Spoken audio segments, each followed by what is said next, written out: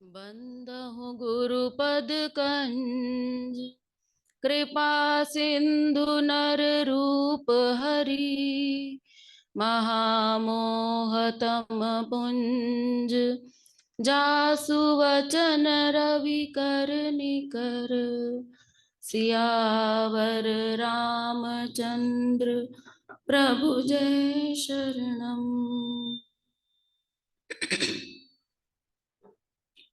सर्वप्रथम परमपिता परमेश्वर के चरणों में नमन करते हुए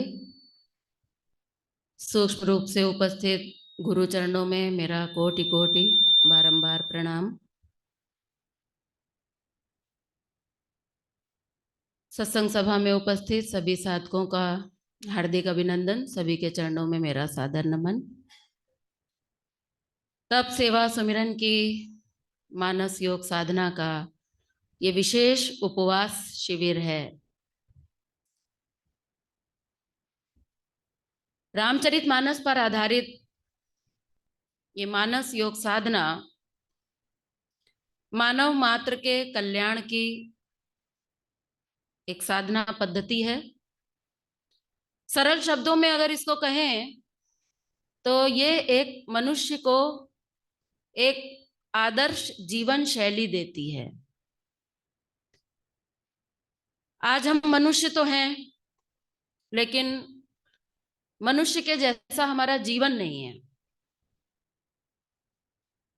रामचरितमानस में कहा गया है कि मनुष्य कौन है, तो कहते हैं कि मनुष्य और ईश्वर दोनों एक ही हैं। God made man after his own image. भगवान ने अपने जैसा ही इस इंसान को बनाया है। भगवान ने जब इस संसार की रचना की तो इस खेल को बढ़िया बनाने के लिए माया की भी साथ में रचना की, क्योंकि खेल में मजा तभी आता है जब उसमें थोड़े दांव पेच भी हो। सीधा सीधा खेल खेलने में अच्छे खिलाड़ी को मजा नहीं आता। तो भगवान ने भी इस खेल को थोड़ा अच्छा बनाने के लिए माया की शायद रचना की। ये सारा संसार माया से आच्छादित है। माया का मतलब है जो है नहीं लेकिन लगता है। ना सतो विद्यते भावो, ना भावो विद्यते सतः। जो है वो दिखाई ना दे, और जो दिखाई दे वो होना। हो गया ना थोड़ा दांव पेच वाली बात।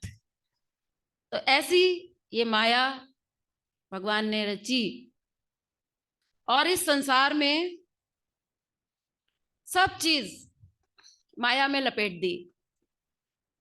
अब इसको कोई जानकार व्यक्ति ही, कोई अच्छा खिलाड़ी ही उसमें से माया को निकाल कर परमात्मा को पा पाएगा। तो जो खिलाड़ी इस माया के आवरण से निकलकर उस परमात्मा से जुड़ सके वो है मनुष्य।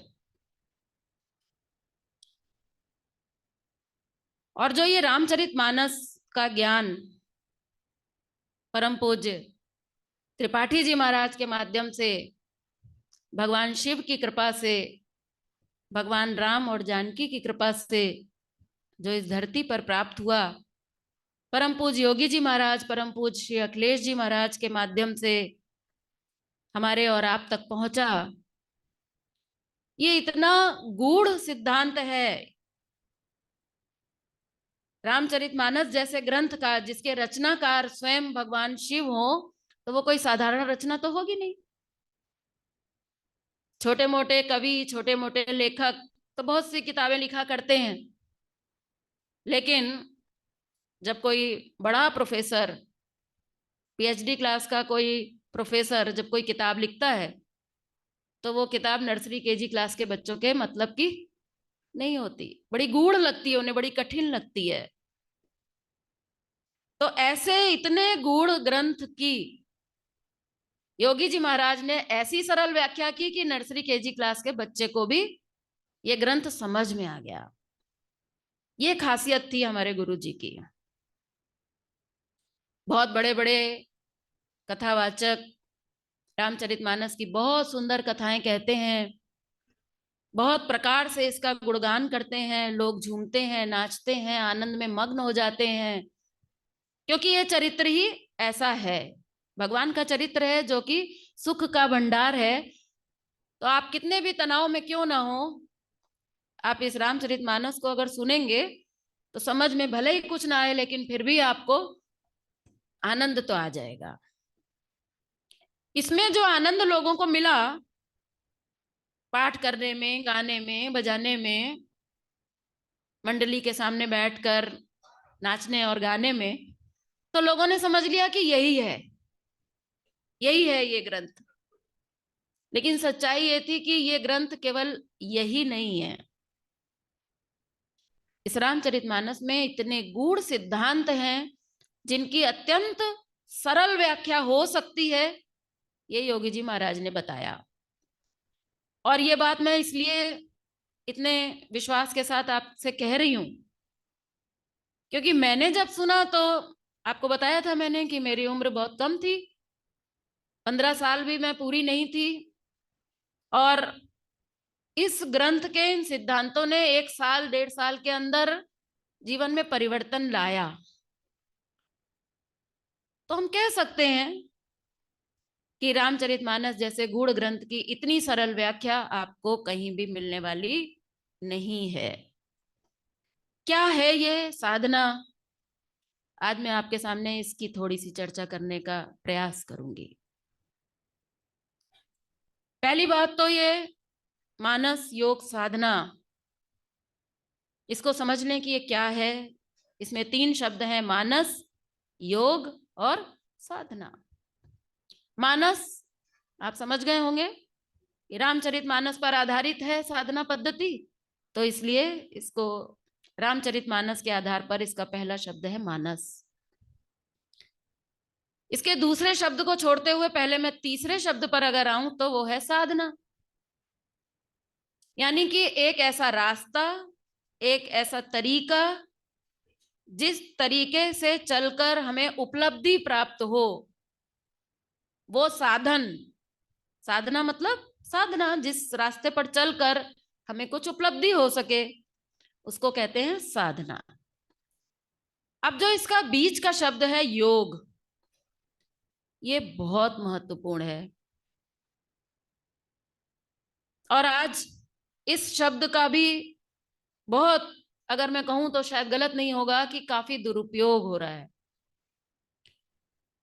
जैसे कि उपवास शब्द का आज बड़ा दुरुपयोग हो रहा है। लोगों को पता ही नहीं है कि उपवास है क्या। नहीं खाया तो उपवास है, उल्टा सीधा खा लिया तो भी उपवास है, एक टाइम खा लिया तो भी उपवास है। सबकी अपनी अपनी व्याख्याएं हैं। अपने आप से अगर सचमुच देखा जाए तो उपवास शब्द का काफी दुरुपयोग हो रहा है। और इसी प्रकार योग शब्द जो है इसका भी मेरा ऐसा मानना है कि बहुत दुरुपयोग हो रहा है, क्योंकि ये योग बहुत बड़ा शब्द है। इसको लोगों ने शारीरिक स्तर तक सीमित कर दिया। बहुत अच्छा है, बहुत अच्छे रिजल्ट हैं, लेकिन ये इतना सीमित नहीं है, ये बहुत विस्तृत है। क्या है इसका विस्तार? योगी जी महाराज ने बड़े सरल शब्दों में कहा कि भाई योग का तो केवल एक ही मतलब होता है, और वो मतलब ये है कि जब किसी एक चीज को किसी दूसरी चीज के साथ जोड़ दिया जाए तो जोड़ने के बाद जो प्राप्त हो वो योग है। बच्चे को पढ़ाते हैं हम, बेटा 2 और 3 का योग करो, तो कुछ योग फल मिलना चाहिए। जोड़ रहे हो लेकिन फल कुछ नहीं मिल रहा, तो जोड़ने का कोई मतलब नहीं है, कुछ फल प्राप्त होना चाहिए। जब तक 2 और 3 को जोड़ने के बाद उसका योग फल 5 ना प्राप्त हो जाए, तब तक इस योग का कोई मतलब नहीं रह जाता।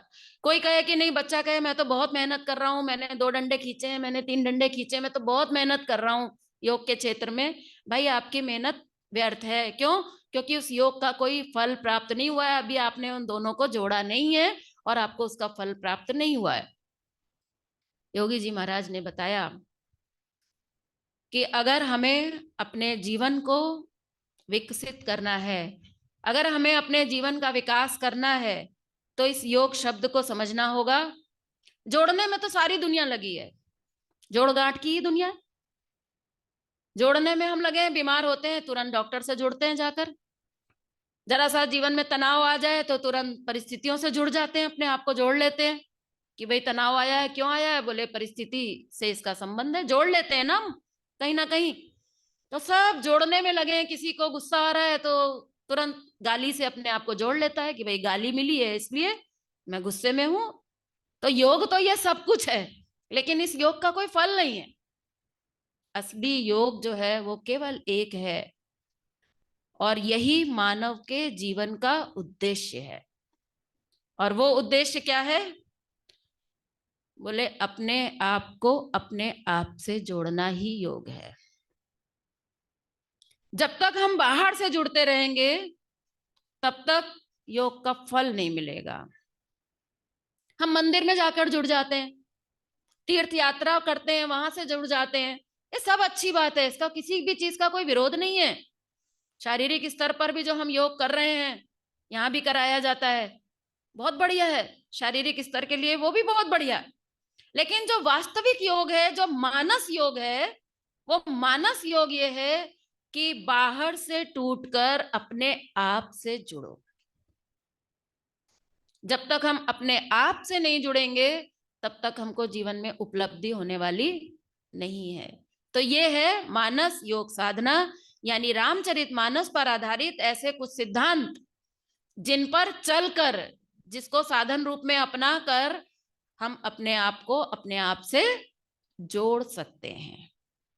और उसको जोड़ने के बाद जो फल प्राप्त होगा, अगर 2 के साथ 3 जोड़ दिया तो फल मिलने में कितनी देर लगेगी?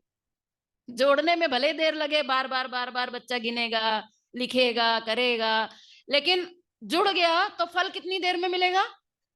तत्काल, तत्काल फल मिलेगा उस योग का। ऐसा ही ये मानस योग है जो इंसान को इंसान से जोड़ने की कोशिश करता है। अब आप कहेंगे कि अपने आप से अपने आप को क्यों जोड़ना? अपने आप से जुड़ने का मतलब क्या? ऐसी क्या चीज है जिससे हम जुड़े? हार्ट से जुड़े कि किडनी से जुड़े?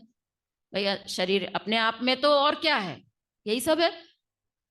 नहीं, अंदर उस परमात्मा का निवास है जो सच्चिदानंद स्वरूप है। स्वास्थ्य, शक्ति, आनंद, ज्ञान और प्रेम, ये 5 भंडार हमारे भीतर बैठे हैं उस परमात्मा के रूप में, उस आत्मा के रूप में। आप आस्तिक हैं तो आत्मा परमात्मा ईश्वर कह लीजिए, और अगर आप नास्तिक हैं तो इतना तो आप भी मानते होंगे कि कोई शक्ति तो हमारे भीतर है जिसके निकल जाने के बाद इंसान का अस्तित्व समाप्त हो जाता है। तो जब वही हमारा अस्तित्व है, वही हमारी पहचान है, तो और किसी से जुड़कर हम करेंगे क्या? क्या मिलने वाला है हमें? नहीं मिलने वाला है। इसलिए अपने आप को अपने आप से हमें जोड़ना होगा। ये है इस मानस योग साधना का मूल सिद्धांत। अब ये सिद्धांत का थोड़ा अगर हम विस्तार करें तो ये मानस योग साधना कहती है, रामचरितमानस में लिखा है, करहि पाप पावहि दुख, करहि पाप पावहि दुख, भय रुज शोक वियोग। कहते हैं कि अगर इंसान अपने जीवन में पाप करता है तो उसको ये 4 प्रकार के दुख मिलते हैं, जबकि चाहता है इंसान इसका उल्टा, बिल्कुल उल्टा चाहता है। स्वास्थ्य, शक्ति, आनंद, ज्ञान और प्रेम चाहता ये है, लेकिन मिलता क्या है? भय, रुज, शोक और वियोग। भय, आज सारा संसार भय से ग्रसित है, और ये दिन पर दिन समाज में बढ़ता ही चला जा रहा है। बच्चा स्कूल जाता है, 11 बजे आता है लौटकर, तो 12 बज जाए तो भय लगने लगता है, कुछ हो तो नहीं गया, कहीं एक्सीडेंट तो नहीं हो गया। ये सब तो छोटे मोटे भय हमें लगते रहते हैं, बिजनेस में क्या होगा, बच्चों का भविष्य क्या होगा, बहुत सारे भय लगते रहते हैं। बीमारी के भय की अगर मैं बात करूं तो सारा समय शायद इसी में निकल जाए। इतनी प्रकार की बीमारियां सुन सुन कर हैरानी होती है, सुन सुन के हैरानी होती है कि अच्छा ऐसी भी बीमारी अभी आ गई है। कुछ समय पूर्व एक शिविर में एक लड़का मिला मुझे, एकदम यंग, एकदम स्मार्ट, बढ़िया। तो मुझे लगा कि बड़ी खुशी हुई कि अच्छा ऐसे व्यक्ति भी चलो आए हैं, इंटेलेक्चुअल लोग। और वो सत्संग खत्म होने के बाद मेरे पास आकर एकदम फूट फूट के रोने लगा। तो मैंने कहा क्या हुआ भाई, आप तो ठीक दिख रहे हो, क्या आपको कोई परेशानी है, कुछ डायबिटीज वगैरह कुछ? बोले नहीं मुझे कुछ नहीं है, ऐसा तो कुछ नहीं है। मैंने कहा फिर? तो वो रोए जाए, चुप ना हो। बड़े शांत किया उसको, मैंने कहा भाई बताओगे कुछ? तो उसने बताया कि दीदी मेरी जीभ में स्वाद ग्रंथि नहीं है। मैं कुछ भी खाऊं, कुछ भी पीऊं, किसी तरह का कोई भी स्वाद नहीं है। सोचिए कैसी बीमारी है, कल्पना करके देखिए। बोला मेरे लिए खाना पीना मिट्टी सब एक समान है, मेरे लिए किसी तरह का कोई स्वाद नहीं है। क्या इससे ये भी ठीक हो सकता है? तो मुझे लगा, इतना कष्ट हुआ मुझे कि कैसे कैसे रोग है। जो रोगी है वो तो बेचारा भयभीत है, चलो मान लेते हैं कि कारण है उसके पास कोई। लेकिन आज जो भयभीत, जो रोगी नहीं भी है, वो उसको भी रात में नींद नहीं आती है कि कुछ हुआ तो नहीं है, कुछ मुझे भी कुछ कुछ गड़बड़ लग रहा है अपनी बॉडी में। ईमानदारी से बताइएगा, ऐसा भय होता है कि नहीं? होता है ना? कहीं पता चला हमारे पड़ोसी को आज कैंसर डायग्नोस हुआ है, वो तो ठीक ठाक था, अचानक कैंसर डायग्नोस हो गया। उससे बात की, भाई क्या था तुमको? बोले कुछ नहीं था, बस थोड़ा कमर में दर्द था, चेकअप कराने गए, डॉक्टर को शक हुआ, ये हुआ, लंबी कहानी चली तो कैंसर डिटेक्ट हो गया। उससे जब हम बात करके रात को लौट कर आके अपने घर में जब बिस्तर पे लेटते हैं तो हमें ऐसा लगता है थोड़ा थोड़ा दर्द तो होता है। ऐसा भय है ना अंदर। कुछ दिन से तो थोड़ा ऐसे, जो जैसे वो बता रही थी पड़ोसन, ऐसा तो थोड़ा थोड़ा तो रहता है, सीरियस लेना चाहिए। उसने सीरियस नहीं लिया था, तो उसको देखो सेकंड स्टेज का है। मैं अगर अभी से सीरियस हो जाऊं तो शायद फर्स्ट स्टेज का निकला है। ये भय। अब वो अगले दिन फिर प्लानिंग करने लगते हैं कि चलें टेस्ट करा लें, क्या करें। टेस्ट कराने जाओगे तो कैंसर भले ही ना निकले, कुछ तो निकल ही आएगा। भय है ये। सबसे बड़ा भय इंसान को मौत का भय है। सबको मालूम है कि पैदा हुए हैं तो जाएंगे। फिर भय कि अच्छा, ये भी सबको मालूम है कि कल भी मर सकते हैं। उम्र का भी कोई वो नहीं है निश्चित कि हम तो अभी यंग हैं, हम तो अभी नहीं मर सकते। कोरोना के बाद से तो वो भी बहुत ज्यादा समझ में आ गया है कि मरने की कोई डेट निश्चित नहीं है। लेकिन फिर भी जो चीज बिल्कुल हमारे कंट्रोल में नहीं है, हमारा सब्जेक्ट ही नहीं है, उसी से हम भयभीत है। अब आप सोचिए ये कितना बड़ा दुख है इंसान के जीवन का। जरूरी नहीं है कि आपको कैंसर ही डायग्नोस हो, तो यही बड़ी बीमारी है। ये उससे भी बड़ी बीमारी है भय। बहुत बड़ा जीवन का दुख है भय। रुज आ गया इसी में बीमारियां। शोक। शरीर में अगर कोई बीमारी नहीं है, अगर आपकी सारी रिपोर्ट नॉर्मल आ रही है, तो बस एक ही बीमारी है। डॉक्टर भी आपसे यही कहेगा कि थोड़ा टेंशन कम किया करो। आपकी सब रिपोर्ट बढ़िया है, थोड़ा मौज करो, खाओ पियो, कोई आपको तकलीफ नहीं है। लेकिन आप कहते नहीं साहब मुझे तो बहुत तकलीफ है, क्योंकि तनाव की गठरी हमने अपने सर के ऊपर रखी हुई है। तो भय, रुज, शोक, वियोग का दुख। मैंने ऐसे ऐसे लोग अपनी आंखों से देखे हैं जिनके परिवार का कोई चला जाता है तो पूरे जीवन रोते हैं। ऐसे देखे हैं। अभी पिछले ही साल दिसंबर में चित्तौड़ के शिविर में मैं गई थी, वहां पर मुझे एक महिला मिली जिसका एक यंग बेटा चला गया। उसको किसी पंडित ने बताया कि तुम्हारा वही बेटा तुम्हारे घर वापस आएगा। किसी पंडित ने बता दिया। मेरे ख्याल से उसकी उम्र लगभग 60 तो थी, 50, 50 होगी, दीदी को पता है। अब वो बस बता दिया है पंडित ने, तो अब बस होना चाहिए, वियोग का दुख। अब वो पूरा जीवन उन्होंने अपना नष्ट कर रखा था। इतना मैंने उनको समझाने की कोशिश की, जिसने दिया था उसने ले लिया भाई, ईश्वर की मर्जी के आगे अपनी नहीं चलती है, ये हमारा डिपार्टमेंट नहीं है। लेकिन वो बिल्कुल समझने को तैयार नहीं थी। बोली कि नहीं नहीं दीदी कोई चिंता की बात नहीं, पंडित जी ने बोला है कि वही बेटा वापस मेरे घर में फिर आएगा। सोचिए, ये वियोग का दुख कितना कठिन है। इस दुख से इंसान दुखी है। क्यों दुखी है, क्या कारण हो सकता है? मुझे ज्यादा तो पता नहीं। मैं तो रामचरितमानस की बात जानती हूँ, जिसमें लिखा है कि इसका केवल एक कारण है। इन सारे दुखों का केवल एक कारण है, करहीं पाप पावई दुख। और गिनवा दिए, यही चार गिनवाए, यही खास हैं। बाकी तो सब चलता रहता है, बिजनेस में घाटा और ये वो तो चलता रहता है। ये सब तो छोटे मोटे दुख हैं, इनका निराकरण हो सकता है।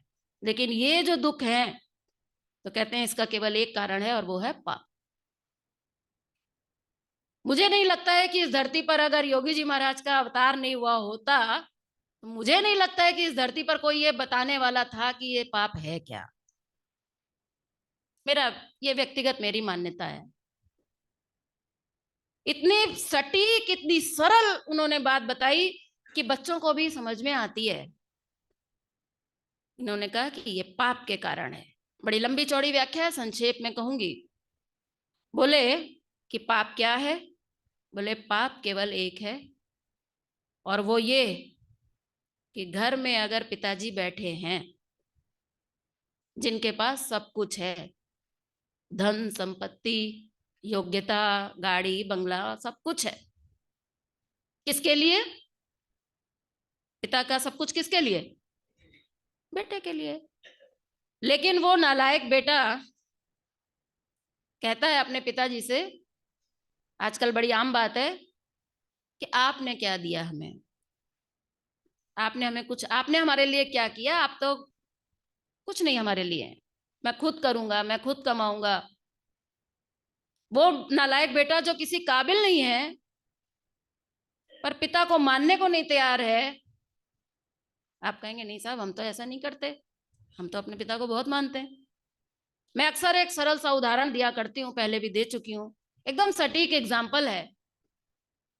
एक ऐसा पिता जिसके पास सब कुछ है, प्रायः अक्सर, हमेशा नहीं, अक्सर ऐसा देखा जाता है कि जब पिता ज्यादा हायर स्टेटस का होता है, ज्यादा पैसे वाला होता है, तो अक्सर ऐसा हो जाता है कि उसका जो बेटा होता है वो थोड़ा नालायक निकल जाता है। इसलिए निकल जाता है क्योंकि उसे लगता है कि पढ़ लिख कर ज्यादा क्या करना है, ये करोड़ों रुपया तो ऑलरेडी है, बिजनेस तो ऑलरेडी चल ही रहा है, क्या करेंगे इतनी आईआईटी की पढ़ाई करके। तो वो पढ़ने लिखने में काबिल नहीं हो पाता अक्सर। ईगो बहुत सातवें आसमान पर होता है, क्योंकि वो बड़े बाप का बेटा होता है, बाहर उसकी बड़ी प्रतिष्ठा होती है, तो नाक बहुत ऊंची होती है। अचानक कहीं किसी बात पर एक दिन झगड़ा हो गया, तो पिता ने कह दिया कि खुद करोगे तब पता चलेगा। बात लग गई, ईगो बढ़ा हुआ था, लग गई। ठीक है, निकल जाते हैं घर छोड़कर, निकल गए घर छोड़कर, अकड़ में निकल गए, ईगो में निकल गए। बाहर निकलकर अब सोचने लगे कि गुस्से में निकल तो आए, लेकिन आगे होगा क्या, वो तो सोचा नहीं है। पेट में भूख लगी तो सोचा अब खाना कहाँ से आएगा। एक दिन हो गया, किसी तरह काट लिया। दूसरा दिन हुआ, अब क्या करें, चाय तक पीने का पैसा है नहीं, खाली हाथ निकल पड़े। मजबूरी में भीख मांगी। भीख मांगी तो एक पड़ोसी व्यक्ति ने देखा कि अरे इतना अमीर आदमी का बेटा आज भीख मांग रहा है, कुछ देना चाहिए हमें भी। तो दे दिया 50 रुपए भीख। बड़े बाप का बेटा था तो 50 रुपए मिल गए। उसने बड़ा वो खुश हो गया, उसने सोचा कि चलो आज तो कुछ तो खाने का इंतजाम हुआ। ये एग्जाम्पल आज के समय में मैं असंभव एग्जाम्पल नहीं दे रही हूँ, ये आज की तारीख में संभावना है। यहाँ तो सब साधक परिवार बैठे हैं, ईश्वर की बड़ी कृपा है आपके ऊपर कि आपके परिवार में ऐसी घटना नहीं होगी। लेकिन आज बाहर निकलिए तो ऐसी घटनाएं बड़ी कॉमन हो गई हैं। अब ये दृश्य पिताजी देख रहे थे, छत पर खड़े खड़े थे, उदास, बेटा चला गया था। उन्होंने देखा कि अरे पड़ोसी मेरे बेटे को 50 रुपए की भीख दे रहा है। बेटे की आंखों में चमक आ गई है कि खाने का इंतजाम हुआ, लेकिन पिता की आंख में क्या आएगा? आंसू। क्यों? उसका पहला विचार यही होगा कि कितना नालायक है, सब कुछ तो था घर में, किसी चीज की तो कमी नहीं थी, कल से चला गया है, खाना ऐसे ही बना रखा है, किसी ने खाया नहीं है, ये क्यों चला गया है? मेरा ऐसा मानना है कि ये बच्चा अपनी जिंदगी में कभी सफल नहीं हो सकता, ये बच्चा अपनी जिंदगी में कभी सुखी नहीं हो सकता, ये बच्चा जिंदगी में दुख भोगेगा। हाँ, ये जरूर है कि इससे अगर उसको सीख मिल जाए, किसी सही रास्ते पर निकल जाए और कुछ बन के 6 महीने बाद वापस आ जाए, तो कहा जा सकता है कि ये ठोकर भी चलो अच्छी साबित हुई। लेकिन अगर इसके दूसरे पक्ष को देखें तो ये लड़का कभी अपने जीवन में सुखी नहीं हो सकता। अब ये जो पिता है, इस पिता के प्रति इस बच्चे ने क्या किया है? इस बच्चे ने अपने पिता के प्रति ये क्या किया है? घोर अपराध किया है, पाप किया है। करहीं पाप पावई दुख। अब आप कहेंगे साहब ये कहानी कुछ ठीक से समझ में अभी नहीं आई। वो परमपिता परमेश्वर हमारे भीतर बैठा है, सब कुछ है उसके पास, सच्चिदानंद है, स्वास्थ्य, शक्ति, आनंद, ज्ञान और प्रेम का भंडार है, अखंड भंडार है।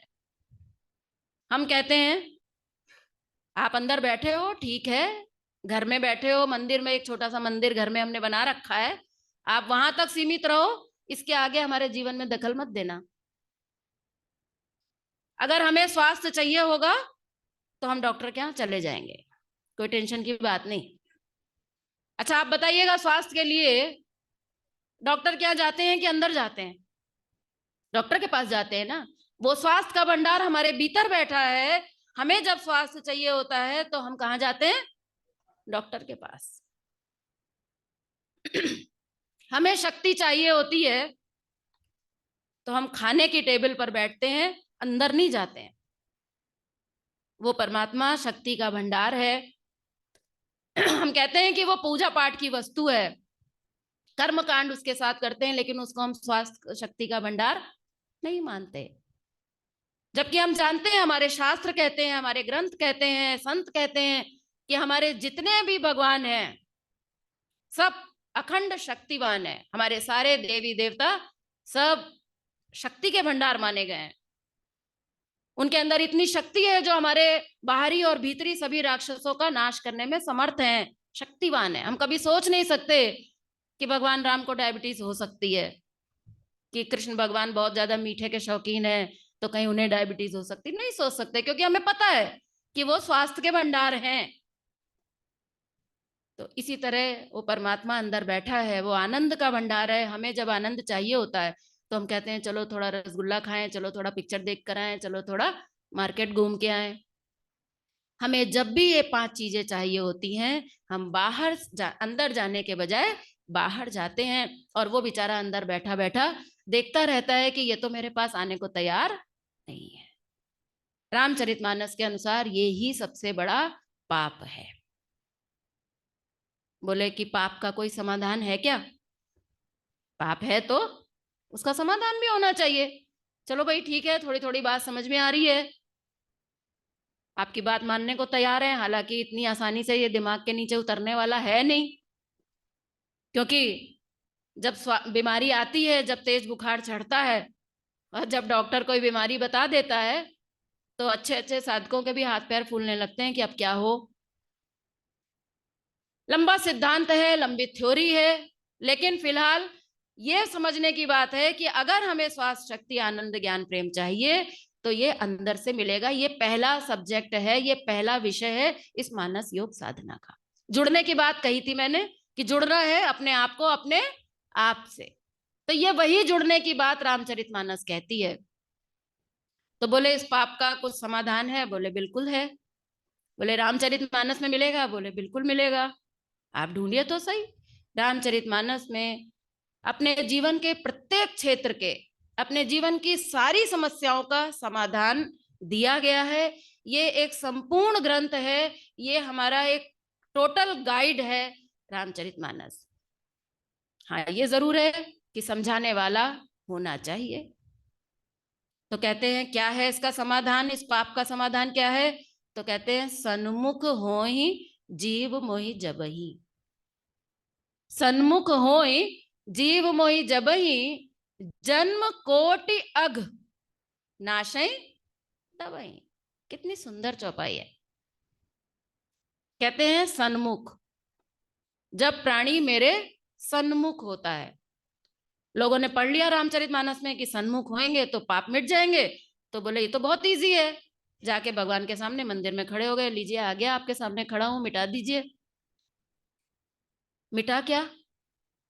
किसी का मिटा हो तो बताएं। नहीं मिट रहा है। तो क्या रामचरितमानस में गलत लिख दिया क्या? लिखा है कि रामचरितमानस ये गलत किताब है, गलत बात लिखी है? बात समझने की है। बोले सन्मुख होई जीव मोई जबही। जबही मतलब जिस क्षण। तो बोले जन्म कोटि अग नाशई तबही। टाइम नहीं लगेगा, समय नहीं लगेगा।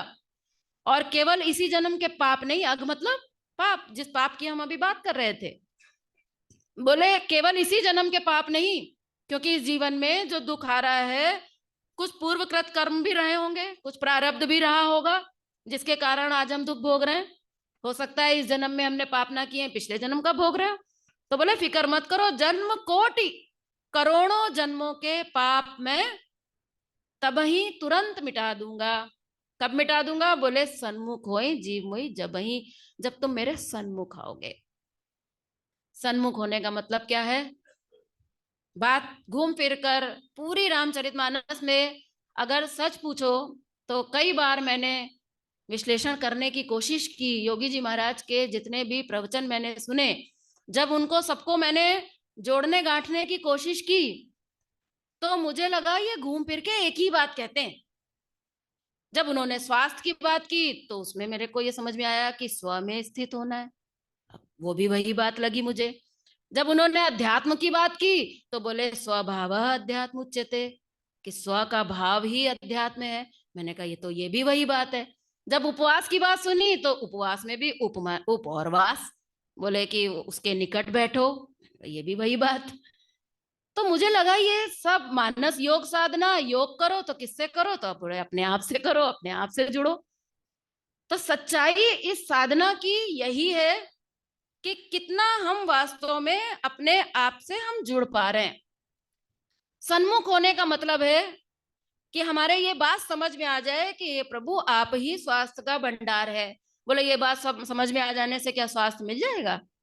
चलो समझ में आ गई, आज समझ ली। अभी हमें समझ में आ गया कि हाँ, अरे बताया गया स्वास्थ्य तो अंदर है। चलो भाई आज से मान लेते हैं कि स्वास्थ्य अंदर है। फिर अब बीमारी भाग जाएगी क्या? उसमें तो लिखा था जब ही और तब ही तुरंत हो जाएगा। यहाँ तो कुछ समझ में नहीं आ रहा। बोले बात को समझना है। बड़े प्रोफेसर की लिखी हुई किताब है, लंबी चौड़ी बात नहीं लिखते हैं वो, सब कुछ खोल के एक शब्द लिख देते हैं, उसको थोड़ा समझना पड़ता है। छोटा छोटा कोई लेवल का लेखक जब किताब लिखता है तो इतनी सी बात को इतना समझा के लिखता है। मुझसे अभी कल रजनी बहन कह रही थी, दीदी आप छोटी सी बात को बड़ा डिटेल में समझा देती हैं। तो मुझे बाद में यही समझ में आया है, भाई छोटे व्यक्ति से पूछोगे तो छोटे ढंग से ही समझाएगा, क्योंकि उसको ये पता है कि भाई मुझे कोई समझाएगा तो मुझे ऐसे समझाएगा तभी समझ में आएगा। अब वही डॉक्टर साहब से जब आप पूछोगे तो वो एक शब्द में छुट्टी कर देंगे, अब आपके समझ में आया कि नहीं मालूम नहीं, क्योंकि उन्हें लगेगा अरे इतनी छोटी सी बात तुम्हारी समझ में नहीं आई क्या? फर्क इतना है। तो उनको लगता है कि ये तो तुम समझ ही जाओगे, इसमें इतना विस्तार करने की क्या बात है। तो शिव जी इतने हाई लेवल के वक्ता, इतने बड़े लेखक, तो हर चीज को आपके सामने बिल्कुल ऐसे नहीं रख देंगे कि आपको एक बार में समझ में आ जाए। हाँ, लेकिन योगी जी महाराज जैसा संत अगर आपके जीवन में होगा तो उसको समझना उतना ही आसान हो सकता है, और हुआ है लोगों का। विस्तार समझना होगा कि भाई अगर स्वास्थ्य प्राप्त करना है तो स्वास्थ्य क्यों नहीं मिल रहा है, स्वास्थ्य अगर हमारे भीतर है तो हम रोगी क्यों हैं? हम रोगी इसलिए हैं क्योंकि वो परमात्मा जो हमारे भीतर है उसके ऊपर कवरिंग आ गई है, उस कवरिंग को हमें हटाना पड़ेगा। ऐसा नहीं है कि समझने मात्र से हमें पता चल गया घर में बहुत गंदगी है, हमने एक्सेप्ट कर लिया कि घर में बहुत गंदगी है। केवल एक्सेप्ट कर लेने से, केवल जान लेने से, केवल मान लेने से क्या घर साफ हो जाएगा? साफ करने के लिए तो कुछ करना पड़ेगा ना। समझ में आ गई अगर हमारे ये बात समझ में आ गई कि स्वास्थ्य का भंडार तो भीतर है, ये बात तो सही है, लेकिन मिल क्यों नहीं रहा? क्योंकि वो ढका हुआ है। और क्यों ढका हुआ है? क्योंकि हमने अपने दिमाग से गलत जाना है। दिल से हमने गलत माना है, हाथ से हमने गलत क्रिया की है, तो रिजल्ट तो गलत आना ही आना है। दिमाग में हमने मान लिया कि दवाइयों से स्वास्थ्य है, दिल से मान लिया कि ये डॉक्टर ही हमारा भगवान है, और हाथ से क्रिया की कि सुबह से लेकर रात तक गोलियां खा रहे हैं। 40-40 गोली खाने वाले लोग इस सभा में बैठे हैं, अब नहीं खाते हैं, खाते थे कभी। तो जब हमको ये दिल और दिमाग को सही दिशा देंगे और तदनुसार सही क्रिया करेंगे, तो रिजल्ट तत्काल मिलेगा आपको। और लोग देख रहे हैं, बता रहे हैं, इतनी बड़ी बड़ी बीमारियां, इतनी बड़ी बड़ी सर्जरी अगर इतने कम समय में, अगर इतनी बढ़िया रिकवरी बिना दवाई के अगर हो रही है, तो कैसे हो रही है? वो अंदर से हो रही है। रिकवरी तो हमेशा अंदर से होती है, तो डॉक्टर को भी पता है, लेकिन डॉक्टर उसको एक्सेप्ट नहीं करते हैं। डॉक्टर को भी पता है कि किसी दवाई से कोई दर्द नहीं जाता है, दर्द जाता है, हीलिंग होती है अंदर से। डॉक्टर केवल उसकी दवाई को देता है, उसके अलग अलग सिम्टम्स को रिलीज करने के लिए। वो लंबी कहानी है, अभी मैं उसमें नहीं जाऊंगी। हर दुनिया का डॉक्टर जानता है कि पेशेंट जब तक सोएगा नहीं, तब तक ठीक नहीं होगा। क्यों? क्योंकि जब वो सोएगा, और वो भी गहरी नींद में सोएगा, उसका मैं का विलय हो जाएगा।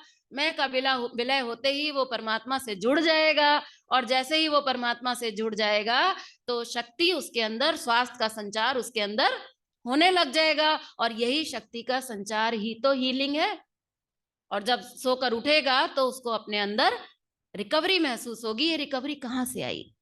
डॉक्टर ने सोचा गोली दी थी, उससे रिकवरी आई है, लेकिन सच्चाई है कि गोली से रिकवरी नहीं आई है, रिकवरी आई है उसके गहरी नींद में जाने से। ऊपर का विकार को हमें हटाना है। दवाइयां खा खा कर जो हमने इतना कवरिंग लगा रखी है, इसको हमें हटाना है। इसके लिए साधन है, बिना साधन के तो नहीं होगा। मानस योग साधना, बिना साधना के नहीं होगा। तो ये है सन्मुख होना। वो ईश्वर परम आनंद का भंडार है, सबको मालूम है, किताब में खूब पढ़ रखा है, संत जी ने अपने सत्संग में खूब बता रखा है। लेकिन वो आनंद हमें प्राप्त नहीं हो रहा है, क्योंकि पहली बात तो ये है कि हमने आनंद बाहर मान रखा है। पैसे में मान रखा, बिजनेस में मान रखा, परिस्थिति में मान रखा, घूमने फिरने खाने में मान रखा। इन सब चीजों में हमने आनंद मान रखा है। ये तो घोर पाप है कि आनंद भीतर था, लेकिन हमने बाहर मान लिया। ये तो पाप है। ये व्यक्ति तो कभी अपने जीवन में स्थायी सुखी नहीं हो सकता। टेम्परेरी सुखी तो सारी दुनिया है। आज बिजनेस चलेगा तो पार्टी करेगा, और कल अगर बिजनेस फ्लॉप हो गया तो रोएगा। ये तो बाहर मानने वाले व्यक्ति की ये स्थिति होगी। लेकिन जिसको समझ में आ गया कि नहीं, आनंद तो अंदर है, लेकिन फिर भी महसूस नहीं हो रहा, प्रकट नहीं हो रहा, पता नहीं चल रहा वो कहाँ से आएगा, कैसे आएगा, तब उसको ये बात समझ में आएगी। तब उसको बताने वाले संत उसको बताएंगे, गुरु हमारे बताएंगे कि तुम्हारा आनंद ढका हुआ है। ये मानस योग साधना केवल और केवल विकारवाद की साधना है। और दुनिया में जो भी प्रचलन चल रहा है, वो है केवल और केवल अभाववाद। आप डॉक्टर के पास जाएंगे, कोई भी बीमारी आप लेकर जाएं, डॉक्टर यही बताएगा कि डेफिशिएंसी है, इस चीज की कमी है, ये आपको खाना पड़ेगा, ये आपको डालना पड़ेगा। डेफिशिएंसी की थ्योरी है। अगर आपको आनंद नहीं आ रहा है, तो बोले पैसा तो जेब में डालना पड़ेगा भाई, बिजनेस नहीं चलेगा तब तक तो ये ऐसे ही रहने वाला है। किसी ने अगर तुम्हें गाली दी है, तो तुमको तुम्हारा गुस्सा आना और तुम्हें खून खौलना, ये तो तुम्हारे लिए स्वाभाविक है, ये तो होगा ही होगा। कोई ये बताने को तैयार नहीं है, किसी को मालूम नहीं है कि ये अहंकार से ढका हुआ है उस परमात्मा का ज्ञान। हमारी इच्छाओं और आसक्तियों से ढका हुआ है हमारा आनंद। एसिड से और शरीर के अंदर मल से ये ढका हुआ है ईश्वरीय स्वास्थ्य, ईश्वरीय शक्ति। इसको जैसे जैसे जैसे जैसे हम विकार को साफ करेंगे अंदर से, वो परमात्मा प्रकट हो जाएगा। तो कहा गया सन्मुख होई जीव मोहि जबहि। जिस दिन से आपको ये बात समझ में आ जाएगी, रामचरितमानस में लिखा है, जाने ते चीजहि कछु पापी, नाश न पावहि जन परितापी। क्या मतलब है? कहते हैं कि कम से कम तुम्हें पहले ये पता तो लग जाए कि हमारे शरीर में जो रोग आया है, उस रोग का कारण हम ही हैं, हमारा ही विकार है, हमारे ही शरीर में मल है, हमारे ही अंदर एसिड है, हमारे ही अंदर अहंकार है। बोले जाने ते चीजें कछु पापी। तुमको अगर ये पता चल जाए कि हाँ, कारण तो हम खुद है। अगर हमें सर्दी जुकाम हो रहा है, तो कारण तो हम ही है ना, हमारे अंदर ही कफ बना है ना। अगर हमें ये पता चल जाए कि हमें किसी बात का इतना बुरा लग रहा है, तो इसलिए लग रहा है कि हमारे अंदर ईगो है, किसी पड़ोसी को गाली मिले तब तो हमें ईगो हमारा हर्ट नहीं होता, तब तो हमें गुस्सा नहीं आता। बोले केवल अगर तुम्हें इतना पता लग जाए, जान जाओ अगर केवल तुम, यानी कि तुम्हारा दिशा परिवर्तन हो जाए। अभी तो दिशा परिवर्तन ही नहीं है ना, हम तो बाहरी दोष देते रहते हैं, तो अभी तो हम गलत रास्ते पे हैं। दिशा परिवर्तन अगर केवल हो जाए, हमें केवल इतना समझ में आ जाए, तो बोले 50% तो तुम्हारा रोग भाग जाएगा। जाने ते चीजें चीजें मतलब कम हो जाएगा, जड़ से नहीं जाएगा। जड़ से जाने के लिए तो एक लंबा प्रोसेस है, एक पूरा साधना का मार्ग है। उस साधना पर आप चलें धीरे धीरे, अपने शरीर को शुद्ध करें, इंद्रियों को शुद्ध करें, मन को शुद्ध करें, बुद्धि को शुद्ध करें। वो परमात्मा जो परम शुद्ध है वो अपने आप प्रकट हो जाएगा। उस परमात्मा को प्रकट करने के लिए हमें कुछ नहीं करना है। शुद्ध अगर हमें किसी को करना है तो वो शरीर को करना है, इंद्रियों को करना है, मन को करना है, बुद्धि को करना है।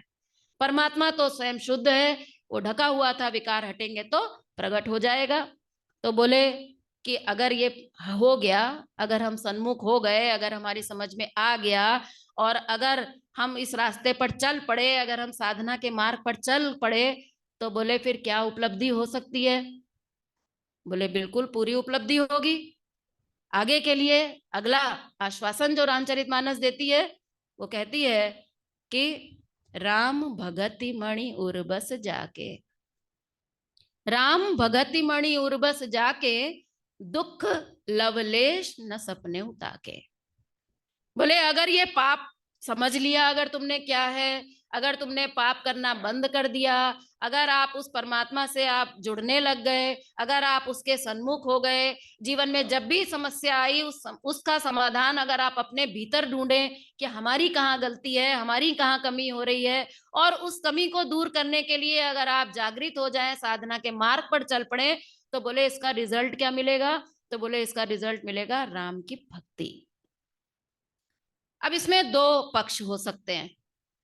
कोई कहेगा साहब भक्ति भक्ति हमें नहीं चाहिए, हमें तो आप ये बता दो कि बीमारी कैसे ठीक होगी। बोले भाई बिना भक्ति के नहीं मिले, नहीं ठीक होगी, ये भी ठीक नहीं होगी। क्यों? क्योंकि उस परमात्मा से जुड़े बिना वो भी ठीक होने वाला नहीं है। कहने का दो तरह से केवल तरीका है। एक तरीका ये है कि भाई अगर आपको भक्ति नहीं चाहिए, भक्ति का नाम चलो रहने देते हैं, भगवान का नाम रहने देते हैं, तो आगे के लिए कह दिया गया कि दुख लवलेश न सपने उताके। क्या आपके जीवन से दुख मिट गए हैं क्या? अगर आपके जीवन से दुख मिट रहे हैं, इसका मतलब है कि आप सही मार्ग पर जा रहे हो। लेकिन अगर दुख नहीं मिट रहे हैं, तो इसका मतलब है कि अभी आप अंदर से जुड़े नहीं हो। बच्चा जोड़ तो रहा है 2 और 3, लेकिन उसका जो योग फल आ रहा है वो कभी 3 आ रहा है, कभी 4 आ रहा है, 5 नहीं आ रहा है। जो आना चाहिए था वो योग फल नहीं आ रहा है, तो कहीं तो गड़बड़ है, समझने में गड़बड़ी है, करने में गड़बड़ी है। तो बोले क्या होगा? राम भगत मणि उर्बस जाके। आज हम सब राम के भक्त हैं। मंदिर बना, खूब नाचे कूदे, ढोल बजाए, सबने किया ना, हम लोगों ने भी किया। बोले ये राम की भक्ति तो बड़ी इजी है। अयोध्या चले गए, निहाल हो गए भाई, अयोध्या घुमाए, दर्शन कराए, कितना गर्व गौरव महसूस हुआ कि हमने कर लिया। बोले ये सब तो बाहरी संकेत हैं, बहुत बढ़िया है, करना है, ये संकेत हैं, राम के संकेत हैं, ये राम नहीं है। बोले राम भगति, राम की भक्ति अगर आपको प्राप्त होगी, तो इसकी ये कोई पहचान नहीं है कि आप पंडित हैं या शूद्र हैं। इसकी ये कोई पहचान नहीं है कि आप महिला हैं कि पुरुष हैं। इसकी ये कोई पहचान नहीं है कि आप पढ़े लिखे हैं या अनपढ़ हैं। इसकी कोई पहचान नहीं है कि आपने चारों धाम की यात्रा कर ली या आप अपने घर में ही हो, अभी तक कहीं गए नहीं। आप कितनी बार आप अब तक गंगा में स्नान कर चुके हो, और कितना कितनों का गंगा स्नान अभी बाकी है। रामचरितमानस में कहीं पर भी ऐसी कोई क्रिया पर बल नहीं है। योगी जी महाराज ने एक ही बात पर बल दिया कि साधना का संबंध केवल 2 चीजों से है, जानना और मानना। क्या जानते हैं और क्या मानते हैं, करने पर भी जोर नहीं दिया। उन्होंने कहा कि अगर मैं करने पर जोर देने लग जाऊंगा तो लोग जानना मानना छोड़ देंगे पहले ही। वो कहेंगे साहब जब करने की बात है तो आप करना ही बता दो। डॉक्टर के पास हम जाते हैं तो क्या करते हैं? डॉक्टर साहब हमें गोली के नाम की जरूरत नहीं है, आप तो ये बता दो ये कब खानी है, कितनी खानी है, कब खानी है, आप हमें ये बता दो। बाकी आप, डॉक्टर भी नहीं बताता, पेशेंट भी नहीं पूछता, हमें उसकी पड़ी नहीं है, हमें तो केवल ये जानना है कि कैसे हम ठीक हो जाए। लेकिन योगी जी महाराज ने कहा कि जब तक हम जानेंगे नहीं। जानना क्या है? बोले जानना ये है कि जो बाहरी दुनिया में दिखाई दे रहा है ये सब माया का जगत है।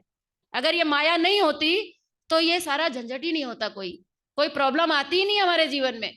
लेकिन प्रॉब्लम इसलिए आई है क्योंकि इस संसार में माया के कारण जो दिखाई दे रहा है वो कैसा है? बोले कुछ का कुछ। बहुत से लोगों ने कहा कि ये दुनिया दिखाई दे रही है कितनी रंग बिरंगी है, कितनी बढ़िया है, कितना खाने पीना सब बना हुआ है, खाओ पियो मौज करो, इसीलिए मनुष्य का जीवन मिला है। Eat drink and B Mary, खाओ पियो मौज करो, ये सब बाकी बातें छोड़ो, ज्यादा से ज्यादा कमाओ और फिर ज्यादा से ज्यादा उसको ऐश करो।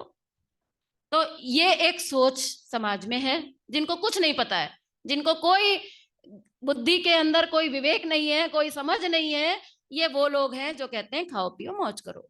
लेकिन इसी दुनिया में कुछ लोग इसका इस्तेमाल करते हैं और वो इस्तेमाल करने के बाद केवल यहां तक पहुंच पाते हैं कि नहीं नहीं ये दुनिया तो मिथ्या है, ये दुनिया में अगर फंसे तो ये जन्म बर्बाद हो जाएगा, मनुष्य का जीवन व्यर्थ हो जाएगा।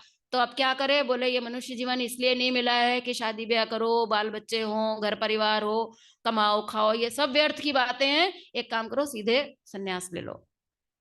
तो कुछ लोग ऐसे हुए जो इस दूसरे मार्ग पर चलते हैं।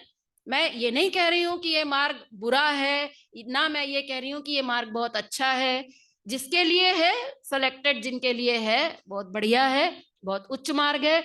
लेकिन कम से कम आम आदमी के लिए ये रास्ता नहीं है। यहाँ पे ये जितने बैठे हैं सब इस रास्ते पे चलने के लिए हैं क्या तैयार? नहीं है, संभव नहीं है हर एक के लिए। तो एक समझ ये पैदा हुई समाज में, एक ये हुई, कोई ये नहीं समझ पाया कि अरे गड़बड़ कहीं और है। इस दुनिया में जो दिखाई दे रहा है वो ना तो सच है ना वो झूठ है।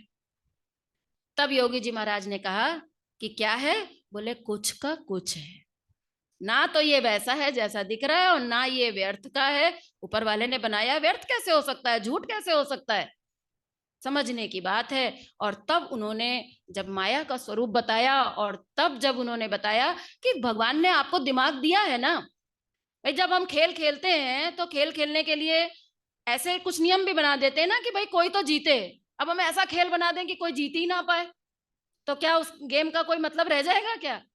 तो कुछ ना कुछ तो उसके भी तरीके होते हैं ना कि भाई कैसे गेम को जीता जाए, सामूहिक रूप से जीता जाए कि अकेले जीता जाए, या कौन सी हेल्प ली जाए जिसके कारण चलो इस हेल्प से तुम जीत जाओ।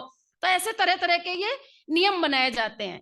तो ऐसे ही परमात्मा ने कुछ ये नियम बनाए कि इन नियमों को तुम अगर समझोगे तो तुम्हारी समझ में बात एकदम क्लियर हो जाएगी। तो भगवान ने ये बुद्धि दी। उन्होंने कहा कि इस नियम को खेलने के लिए बढ़िया ढंग से हम तुमको एक बुद्धि दे देते हैं। जब बुद्धि दे देंगे तो तुम खुद समझने लायक हो, खुद समझ लोगे, बुद्धि लगाओ, बढ़िया गेम खेलो। तो इंसान को बुद्धि दी। अब जब भगवान ने बुद्धि दी तो इसने गलत डायरेक्शन में लगा दी। बस यहां गड़बड़ हो गया।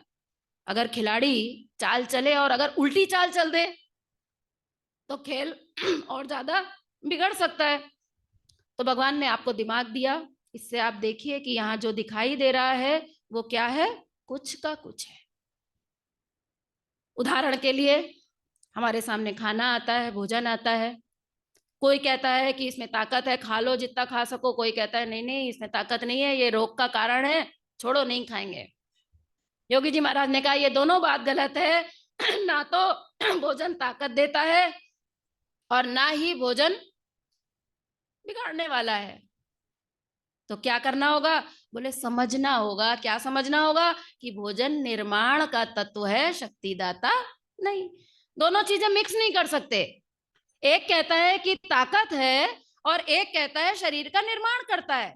अगर ताकत के लिए खाओगे तो शरीर में मल एकत्र होगा, और अगर निर्माण के लिए खाओगे, रिपेयर मेंटेनेंस के लिए खाओगे, तो अपने आप ही जो तप की साधना यहाँ दी गई है, जो आदर्श भोजन प्रणाली दी गई है, अपने आप समझ में आएगी ना।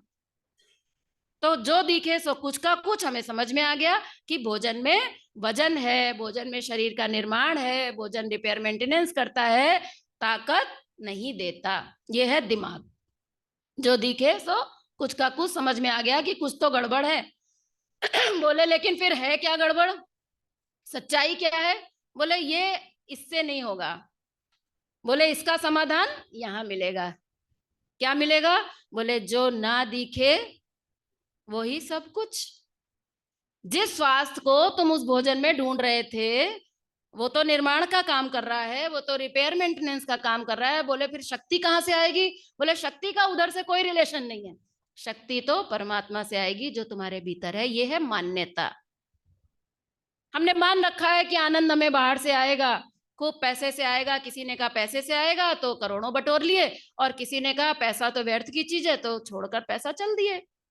योगी जी महाराज ने कहा नहीं, ये तो मजा नहीं आया, ये सही खेल नहीं है। सही खेल क्या है? पैसे से सामान है, पैसे से सुख नहीं है।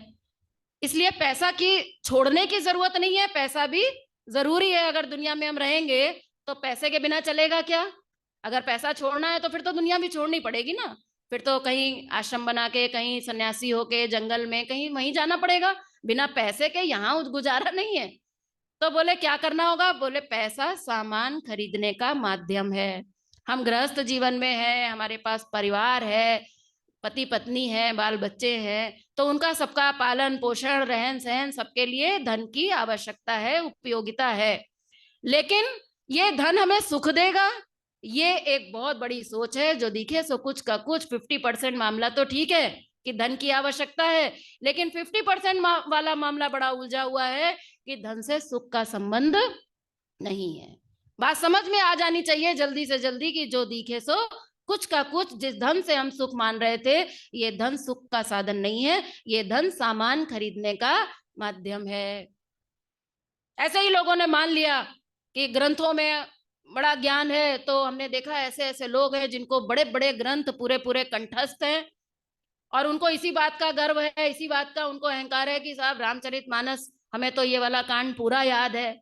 लोग ऐसे ऐसे मिलते हैं जो कहते हैं आपको पता है, आप लोग रामचरितमानस की बात करते हो। एक बार हमें एक मिल गए थे, एक पंडित जी, तो वो बोले कि आप लोग रामचरितमानस की बात करते हो। हमने कहा हाँ करते तो हैं, गुरु जी से सुनी है थोड़ी बहुत।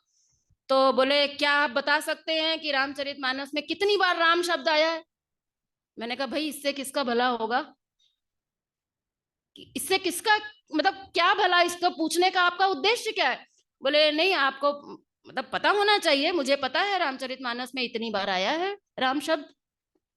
लोगों ने इसी को मान लिया ज्ञान है। रामचरितमानस, आज सुंदरकांड का पाठ हो गया, यानी कि हमारा आज ज्ञान का क्लास पूरा हो गया।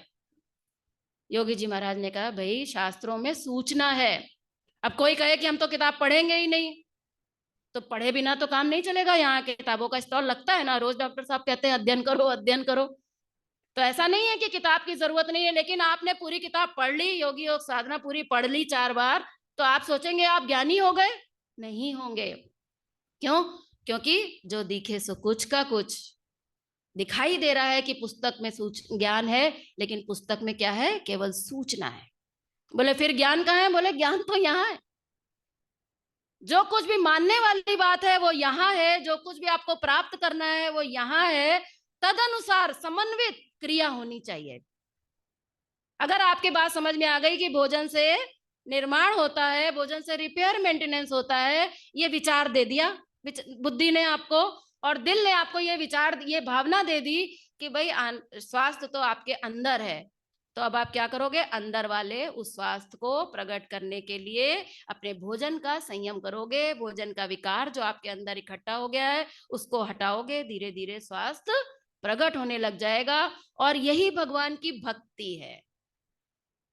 भगवान की भक्ति का ये कोई उदाहरण नहीं है। हो सकता है आप अयोध्या के राम मंदिर के पुजारी क्यों ना बन जाएं, लेकिन आपके जीवन में वो राम प्रकट हो जाए ये बिल्कुल जरूरी नहीं है। और हो सकता है कि आप झोपड़ी में रहते हो, अपने घर में रहते हो, एकांत में रहते हो, बाल बच्चों के साथ रहते हो, बिजनेस करते हो, खूब धन कमा रहे हो, सब कुछ कर रहे हो, लेकिन ये हो सकता है कि वो राम आपके जीवन में प्रकट हो गया। और राम का प्रकट होने का मतलब क्या है? बोले राम भगति मणि उर्बस जाके, दुख लवलेश न सपने उता के। जीवन से सारे प्रकार के दुखों का स्वप्न में भी कष्ट ना रह जाए। स्वप्न में भी क्यों कहा गया? क्योंकि अभी जब हम सोते भी है ना, तो सोते सोते भी हमारे पैर में दर्द हो रहा होता है, हमारे सिर में दर्द हो रहा होता है कि नहीं? यानी कि जागृत अवस्था में तो कष्ट है ही, स्वप्न अवस्था में भी हम दुखी हैं, स्वप्न में भी चैन से नहीं हम स्वप्न देखते हैं। तो बोले अगर आपको भगवान की भक्ति प्राप्त होगी, यानी कि अगर आपने दिमाग से दुनिया को सही जाना, दिल से भगवान को पूरा माना, भगवान ने आपको ये दिल और दिमाग का खेल सही ढंग से खेलने के लिए इसलिए दिया था कि दिमाग से दुनिया को जानो और दिल से भगवान को मानो। इंसान ने क्या किया? उल्टा कर दिया। उसने क्या किया? दिमाग लगा दिया पूरा भगवान में। कौन से भगवान को मानूं? राम की करूं पूजा कि शिव जी की करूं कि कृष्ण भगवान की करूं? लोग एनालाइज कर रहे हैं कि कौन सा बढ़िया रहेगा, मैं किसको अडॉप्ट कर लूं, इस्कॉन ज्वाइन कर लूं या उधर चला जाऊं। आज लोग बड़े व्यथित हैं, बड़े भ्रम में हैं, क्योंकि डिमांड तो है लेकिन सही रास्ता नहीं उनको पकड़ में आ रहा है। ये तो हम लोग बड़े सौभाग्यशाली हैं जो हमारे सामने एक सही रास्ता है। इतना सही रास्ता मिलने के बाद भी अगर उस पर हम कदम ना रखें तो हमसे बढ़कर दुर्भाग्य किसी का नहीं हो सकता। तो योगी जी महाराज ने इस तरह से ये समझा दिया कि भाई ये राम की भक्ति क्या है। भक्ति भक्ति करने से नहीं होगा। योगी जी महाराज इसके बड़े खिलाफ थे। बोले भक्ति भक्ति, आज लोग गाना गा रहे हैं कि भक्ति भक्ति क्या है, भक्ति क्या है, और तरह तरह की लोग व्याख्याएं कर रहे हैं। बोले एक बात बताओ कि अगर सूर्य के निकट तुम जाओगे, तुम अगर ये कह दो कि साहब मैं सूर्य के थोड़ा निकट होकर आया, और लौट के आके ये कहो कि बहुत ठंड लग रही है, वहां पर अगर ये कहो कि बहुत ठंड लग रही है तो लोग हंसेंगे कि नहीं? बोलेंगे अरे ऐसा कैसे, जब सूर्य के पास हो तो तुम्हें ठंड किस बात की लग रही है? एसी में बैठे हो, तुम कहो कि हमें तो बहुत गर्मी लग रही है, भाई एसी चल रहा है तो गर्मी, क्योंकि जिसके संपर्क में हम हैं उसके गुण तो आना स्वाभाविक है ना। अगर नहीं हो रहा है ऐसा, इसका मतलब है कि बीच में कोई आवरण है। उस आवरण को अगर हम हटाएंगे तो कोई कारण नहीं है कि जिसके संपर्क में हम आए उसके गुण हमें प्राप्त ना हो। और राम की भक्ति का मतलब है कि राम से संपर्क, राम से जुड़ना, राम से योग, किसी भी रूप में आप इसको कहें, तो जिस रूप में भी आप कहेंगे तो उसका केवल एक ही मतलब तो निकलेगा। दूसरा मतलब क्या निकल सकता है कि अगर आप राम से जुड़े हैं तो राम के गुण हमारे जीवन में प्रकट होने चाहिए। और राम का सबसे बड़ा गुण है कि केवल मैं यहाँ राम की बात नहीं कर रही हूँ, चाहे आप किसी भी भगवान को मानते हो, किसी भी धर्म के हो, केवल हिंदू धर्म की भी मैं बात नहीं कर रही हूँ, मैं तो अपने से जुड़ने की बात कर रही हूँ ना। मैं हिंदू धर्म की या हिंदू मुस्लिम की तो बात ही नहीं कर रही हूँ।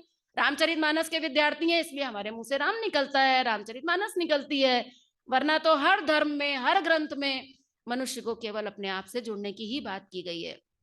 एक बार गुरु जी अपने प्रवचन में बताते हैं कि एक बार अब्दुल कलाम जी से किसी ने पूछा, उन्होंने अपनी ऑटोबायोग्राफी में लिखा है कि उन्होंने एक बार बचपन में अपने पिता से पूछा कि पिताजी ये नमाज क्या होती है? तो उन्होंने कहा कि बेटा सबके अंदर मेरा अल्लाह बैठा है, वो उस सबकी सबकी सेवा और सबका प्यार, सबसे जुड़ना, यही अल्लाह की सच्ची इबादत है। जुड़ना सिखाया ना।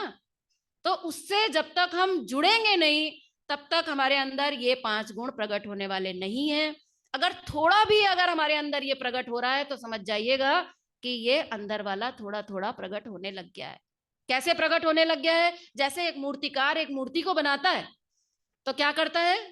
कभी भी कोई भी मूर्तिकार किसी भी पत्थर के ऊपर कभी भी स्केच नहीं लगा रहा है। वो क्या करता है? मूर्ति की कल्पना करता है, धीरे धीरे वेस्टेज को कट करना शुरू करता है। जैसे जैसे वेस्टेज कट होती जाती है वैसे वैसे उसके अंदर से मूर्ति की झलक मिलने लग जाती है।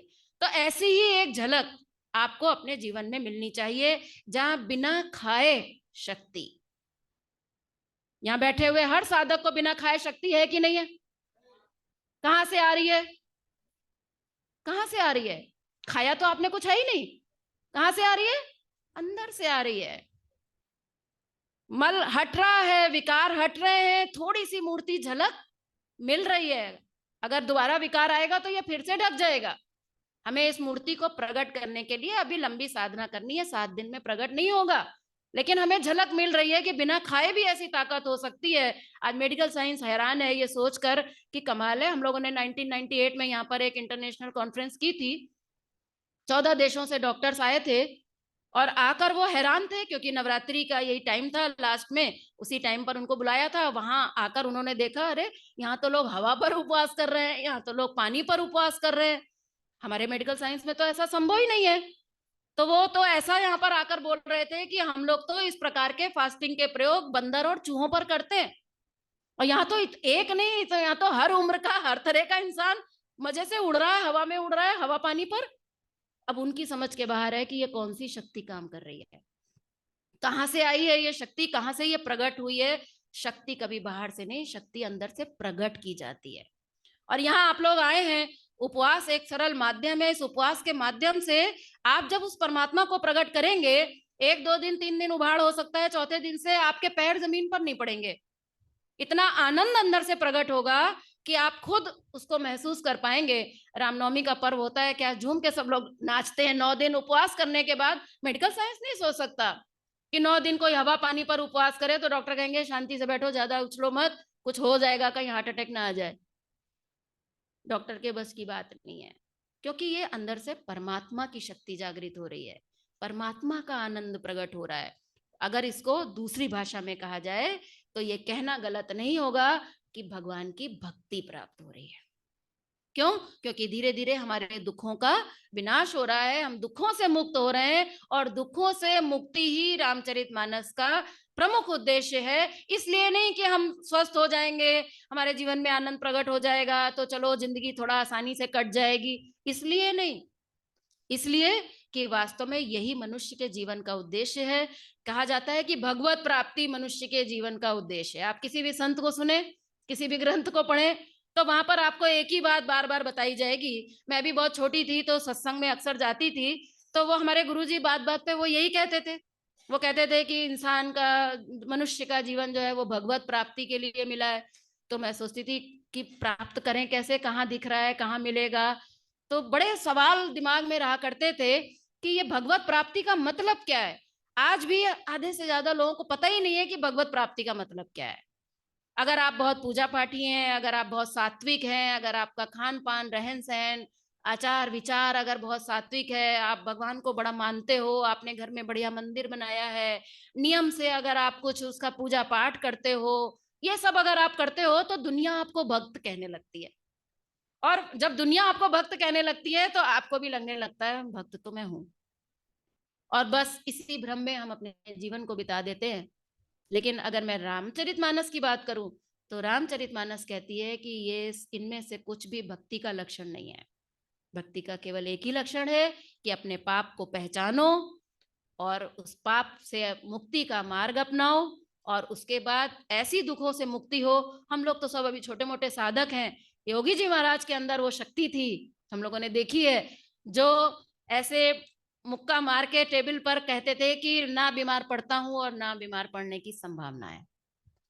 हम लोग की तो इतनी हिम्मत नहीं है, सोच भी नहीं सकते, लेकिन वो कहते थे क्योंकि उनकी पूरी मूर्ति प्रकट हुई थी, उनका पूरा राम प्रकट हुआ था, उनका 2 और 3 मिलके 5 योग फल उनको मिल गया था।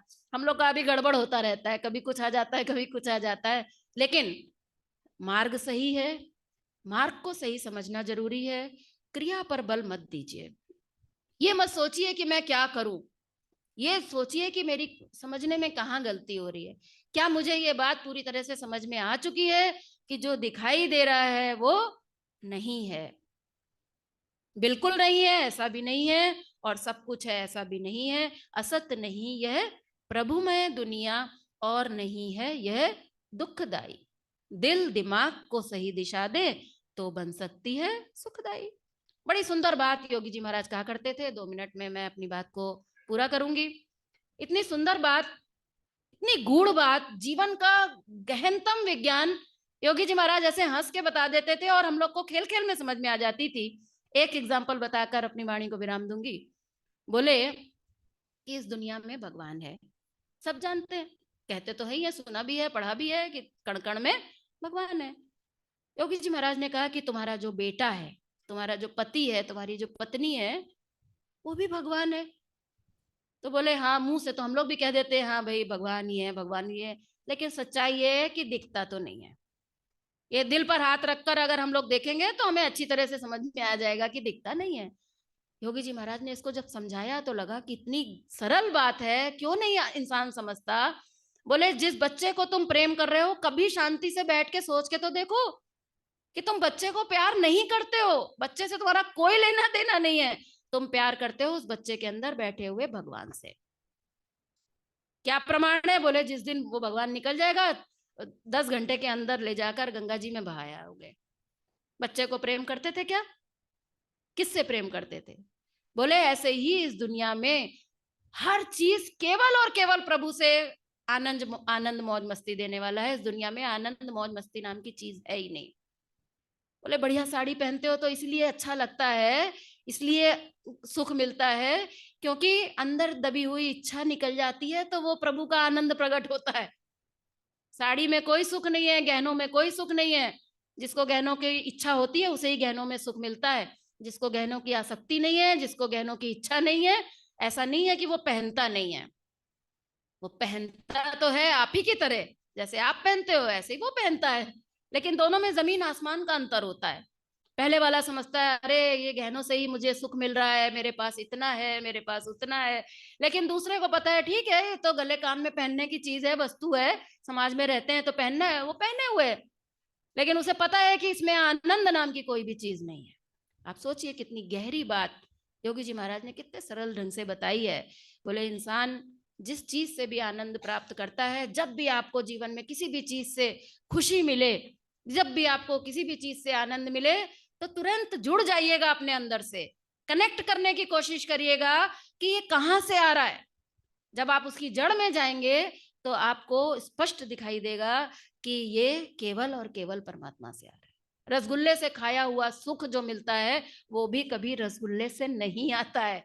वो सुख भी हमको उस परमात्मा से आता है जो रसगुल्ले की इच्छा से ढका है। रसगुल्ले की इच्छा हटने से वो परमात्मा का आनंद प्रकट होता है। लेकिन अज्ञानी आदमी कहता है कि रसगुल्ले में स्वाद है। इसलिए धीरे धीरे हम सभी साधकों को यहाँ सब ये बातें बताना इसलिए जरूरी है कि जब हम 7 दिन के शिविर में मिलते हैं तब तो एनीमा कुंजर से ही आगे बात बढ़ नहीं पाती। सही कह रही हूँ कि नहीं? करते हैं डॉक्टर साहब 3 दिन बाद, चार चौथे दिन से थोड़ी थोड़ी कहानी वहां पर भी होती है, शुरू होती है। लेकिन आप यहाँ जो लोग आए हैं ये 99% लोग 7 दिन का शिविर करके आए, बेसिक बात सीख कर आए हैं। तो क्यों ना उसकी गूढ़ता को, उसकी जड़ को और गहराई से पकड़ा जाए। क्योंकि जड़ से जब तक आप नहीं समझेंगे इन सिद्धांतों को, ऊपर ऊपर अगर आप करते रहेंगे कि हाँ वो डॉक्टर साहब ने ऐसा खाना बताया था, खाने में ताकत नहीं है, दिन में कच्चा खा लो, रात में पक्का खा लो, एनिमा ले लो, कभी कभी उपवास कर लो, जो आए निकाल दो, कपड़ा निकाल दो, गहना निकाल दो, तो ये केवल एक धीरे धीरे हमारी एक क्रिया बनती चली जाएगी। साधना भी धीरे धीरे हमारी क्रिया ना बन जाए, उसके पीछे विचार और भावना की दृढ़ता बनी रहे, तब आप देखेंगे कि आपकी साधना में जो विकास होगा वो कई गुना हो सकता है। और मैं आज कहना चाहती हूँ कि हमारे साधकों के अंदर सुमिरन की साधना में बहुत कमी है, बहुत कमी है। और इस साधना में आपको बहुत सीरियस होने की जरूरत है। अक्सर हम साधकों को जब सुनते हैं, उनके अनुभव सुनते हैं, प्रायः लोग कहते हैं साहब ध्यान में अभी हम पीछे हैं।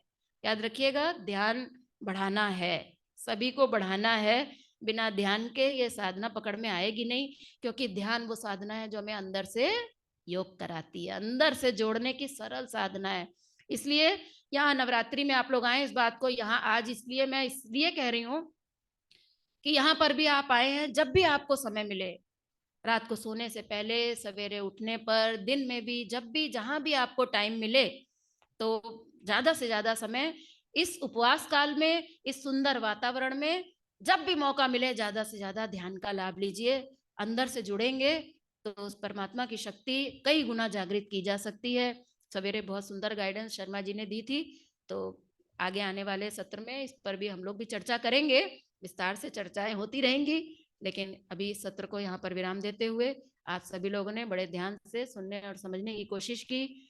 अगर कुछ भी आपको अच्छा लगा हो तो वो गुरु कृपा है, और कुछ भी अगर त्रुटि हो तो उसके लिए मैं क्षमा प्रार्थी हूँ। धन्यवाद।